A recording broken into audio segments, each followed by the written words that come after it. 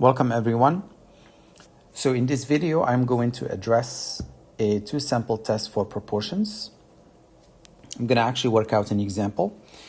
And as you will see, a two-sample test is similar to a one-sample test. There are a couple of small details that you would need to pay attention to, but in general, the concepts are the same, the conditions are the same, most steps are the same, but still pay attention because there are a couple of things that you need to pay attention to.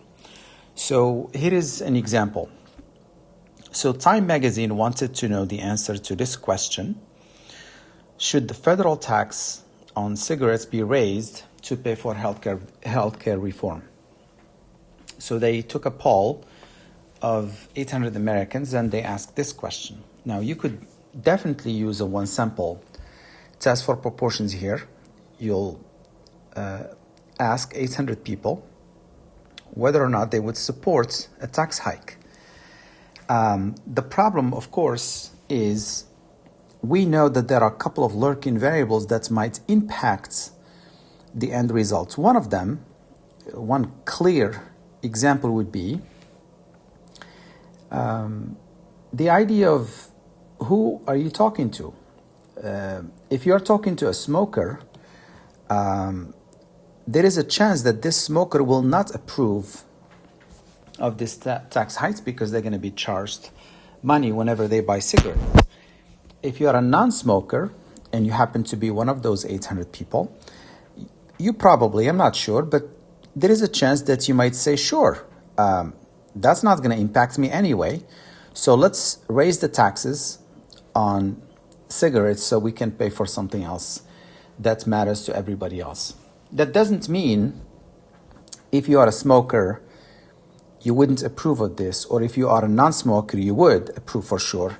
But clearly, whether or not you're a smoker might impact the answer to this question. So it makes sense to stratify this sample into two stratas: a group of non-smokers and a group of smokers. You split them first, and then you conduct your study. Now, before I begin, let me just say that since I'm taking a sample from 340 million people, I'm taking, we've got to remove kids and so on and so forth. But the population is large. And if my sample is 800, it does not mean that I would have to take 400 of non-smokers and 400 of smokers. The sample size of each sample do not have to be the same. So here is what happened. They took 605 of non-smokers. They took 195 of smokers. Notice that the sum is 800. And they asked them the same question, right? 351 people out of 605 said that they would approve of this tax hike. And the same thing happens for smokers. Now, clearly, this percentage here is basically the sample proportion for the first group. Let's call it P1, right? So P1 hats is just X over N, or X1 over N1. We use a subscript because we have two types. So we got 58%. And the second proportion is 0.21. Notice that this is not P. In fact, we are trying to draw a conclusion about P1 and P2, not about P1 hat and P2 hat. We know what P1 hat and P2 hat are, okay? Now, if you don't do statistics, in fact, probably 99% of the people will compute these percentages, whether you do math or you don't. People will compute these percentages and will say, okay, well, this percentage is much higher. Therefore, we believe there is a difference in opinion about those two populations. So the question is there evidence that the populations, those two populations, have different opinions? That's the question we want to ask. Well, the problem, of course, with this analysis is, where do you draw the line? So imagine this is 0.48, 48%, and this is 31%. Would you say there is no difference? What if somebody says, if it's not so obvious, if it's not like 90% and 10%, I'm not willing to make that decision, right? Where do you draw the line? So basically, even though this number is bigger than this number, and we probably think there is a difference, we still have to conduct the study using P1 hat and P2 hat and draw conclusions about P1 and P2. I hope it makes sense. Now, we chose a significance level of 5%. If we were stingy, we may have picked 1%. If the topic is not so important and you're kind of wishy-washy, you may pick 10% or 15%. But this is a typical significance level we want to work with today. Okay, so here are the steps. Step 1 is to write the hypothesis in symbols and in words. So these are the symbols and these are the words. The neutral hypothesis would mean both populations will behave the same way. There will be no difference. And the alternative hypothesis would say that the population's parameters will be different, right? So in other words, the smokers and non-smokers will have different opinion on the question. Now, generally, we don't like to write it like this. This is better. So if P1 equals P2, that is the same thing as saying P1 minus P2 equals 0. And the same thing here. If P1 is not P2, that means the difference is not 0. So I would suggest you write this. So these are the symbols, and this is the description of what we are trying to say here, right? The two populations have similar opinion, and in here they have different opinion. And in this step, make sure you locate yourself. This is clearly a 2 sample, not 1 sample. It is a test, not a confidence interval, and it is done for proportions, not for means.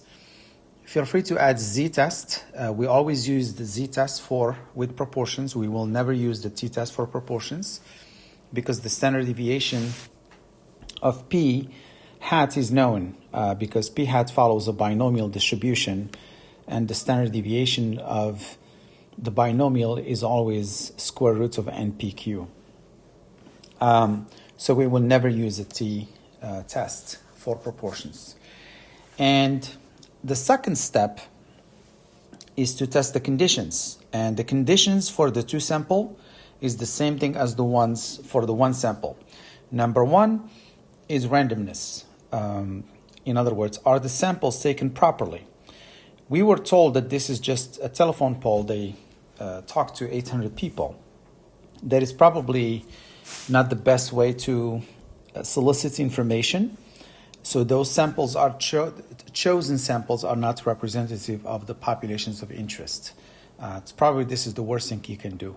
Now, when you write this, you need to, we say we shall proceed with caution. Now, if you are a consultant, what you would do is go back to Time Magazine and tell them we need to solicit information differently because this approach is not a good one. Okay? And then independence. We always wanted the observations to be independent of one another. In other words, we don't want the probabilities to change. Since we were not explicitly told that the samples are chosen with replacements, we're going to assume that they are done without replacements. And therefore, we would need to check what we call the 10% condition, which is that the population size is at least 10 times the sample size. So the sample size is less or equal to 1/10 of the population size for the first group, and the same thing for the second group.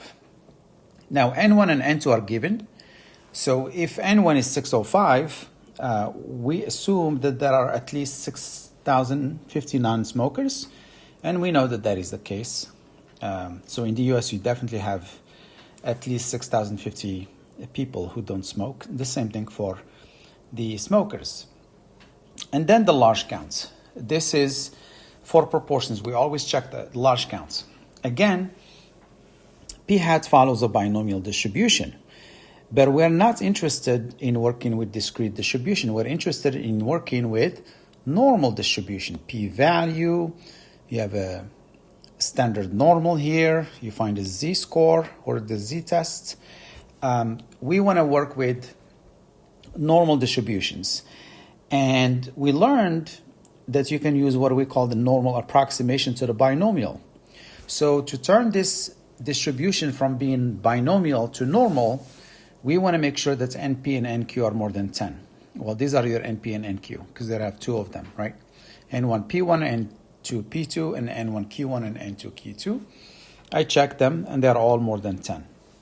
Notice that N1 P1 hats, that product is exactly X, right? If you cross multiply, X is your P1 hat N1. So I already know the answer for N1 P1, N1 P1 hats, and N2 P2 hats, okay? So they were right there, and then you could just find the others, okay? And now we shall talk about step 3, and let me show you.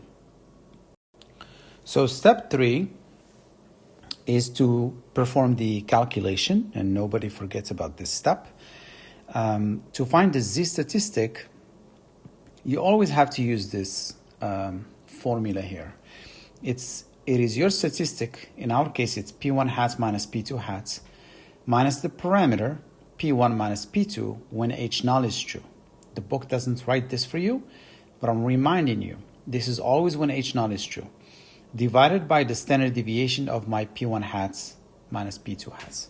Now, the parameter when H null is true is P1 minus P2, which is 0. It is 0. So that knocks off this piece. So now you're stuck with P1 hat minus P2 hat, that's your statistic, divided by the standard deviation of P1 hat minus P2 hat. And I'll show you where this came from quickly. You could tell quickly that you know P1 hat, P2 hats, you know N1, you know N2, you know everything. You could calculate Z. Notice that Z is extremely large. This number, which is close to 9, is how many standard deviations you're away from the mean, and the mean of Z is 0. You are 9 standard deviations away from 0. That means you are so far to the right under the normal standard curve, which tells me, without even doing the math, that the p-value is going to be so tiny. It's almost 0, okay, as you will see. Once you find the Z value, you go and find the p-value. Now, if it was one-sided, let's say P1 hat minus P2 hat is less than 0, then the p-value will be the probability that Z is less than this number, which means it's this area. If the alternative hypothesis was P1 hat minus P2 hat more than 0, then the p-value will be the probability that Z is more than this number, which means it's this area here. But that's not what we have. We have P1 hat minus P2 hat, not 0. It's two-sided. That means the p-value is this area plus this area. Okay, it's two-sided. So you need to add these two areas. Notice that these two areas are equal. They have to be equal because these two Z values are opposites, right? And therefore, these two areas are the same. They are opposites because they are equidistant from 0. So it suffices to either show this area and double it, or you could find this area and double it. And that's what I wrote here. The p-value is twice the probability that Z is less than negative, which means this area, twice this area, or to find the p-value, you could do twice this area. Please don't do both. Just do one of them. I'm just showing you the options.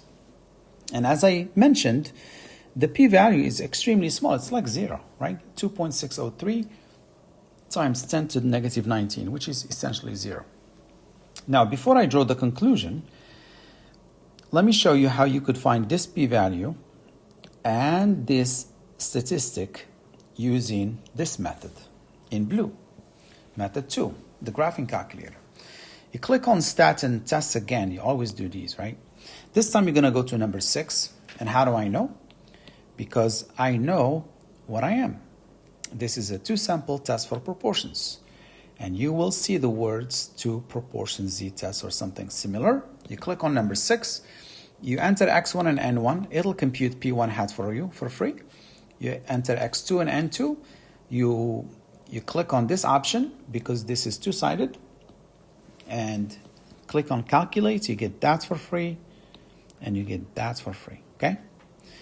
And then, of course, you draw a conclusion in the context of the problem. Of course, because the p-value is so small in comparison to alpha, we're gonna reject H null. We're gonna assume or conclude that there is a difference of opinion between smokers and non-smokers. I'm gonna conclude with the following.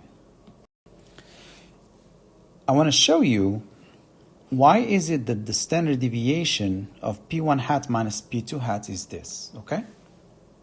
So this is the last thing I'm going to do. Recall that the variance of x plus y is the variance of x plus the variance of y plus twice the standard deviation of x, standard deviation of y, okay? So my x here is P1 hats and my y is negative P2 hats. See, I have a difference. So instead of calling it P1 hats minus P2 hats, I could call it P1 plus negative P2. Make sense? So the variance of P1 plus negative P2 is the variance of the first plus the variance of my second. This is the second and this is the first, plus twice the correlation coefficient times the standard deviation of the first times the standard deviation of the second. There is a negative sign there, okay? Now we are assuming that the two samples of, the smokers and non-smoker samples are independent, which means the correlation between the two is 0. So this is gonna knock off this term. Now we learned from the one sample test for proportions that the variance of P is, or P hat is P hat 1 minus P hat over N. But now we have the N1 and N2 and P1 and P2. So basically I borrowed this from the one sample. And to find the standard deviation, I need to take the square root of the variance. So you take the square root of this sum, and that's where, let me erase this. That's where the denominator came from, this denominator here. Okay? So that's why we got these values. All right? I hope this was helpful, and I will see you next time.